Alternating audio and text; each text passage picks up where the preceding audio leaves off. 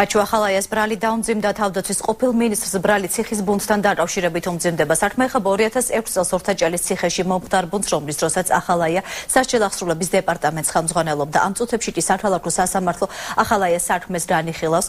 თავდაცვის ყოფილი მინისტრი ცოტა ხნის წინ მიიყვანეს სასამართლოში. ზვიად ხუჯაძე ესწრება სასამართლო პროცესს. დეტალებს ის მოგვიყვება ახლა ზვიად ვისმენთ.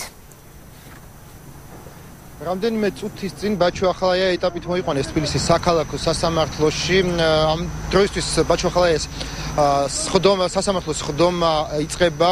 დღესვე მთავრობამ პროკურატურამ ბაჩო ახალაიას ბრალი დაუმძიმა, მას ბრალი ედება ციხის ბუნტის ორგანიზებაში. საუბარია 2006 წლის 26-27 მარტს მომხდარ ორთაჭალის ციხის ბუნტში, როდესაც ბაჩო ახალაია იმ დროს იმყოფებოდა სასჯელთა აღსრულების დეპარტამენტის უფროსი იყო. მე შეგახსენებთ, დღეს ამის თაობაზე განცხადება მთავარ პროკურატურაში გაკეთდა. ჩვენ ახლა შეგვიძლია მოვისმინოთ ეს განცხადება.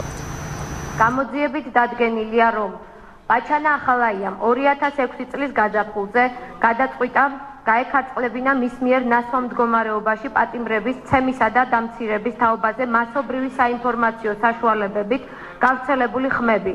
ამ განზრახვის სისრულეში მოსაყვანად ბაჩანა ახალაიამ დგებუაძესთან ზედმეტსახელად მასტერასთან ერთად შეიმუშავეს გეგმა, რომელთაც საზოგადოების თვალში გაქარწყლდებოდა მასობრივი საინფორმაციო საშუალებებით გავრცელებული ხმები ახალაიას მიერ ნასვამ მდგომარეობაში პატიმრების, ცემისა და დამცირების შესახებ.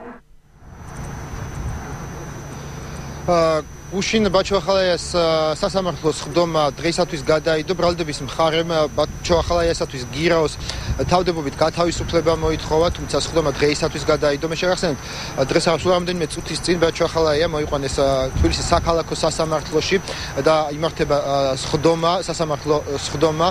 ბაჩო ახალაიას ბრალი ედება თანამდებობრივი უფლებამოსილების ბოროტად გამოყენებაში, ასევე არაადამიანურ მოპყრობასა და წამებაში. მას კიდევ ერთხელ შეგახსენებთ, რომ დღეს ბრალი დაუმძიმა პროკურატურამ და მას უკვე სასამართლო პროკურატურა ედავება ციხის ბუნტის ორგანიზებაში პროვოცირებაში. დიდი მადლობა ზვიად ხუჯაძე საუბრობდა საქალაქო სასამართლოდან პირდაპირ ეთერში.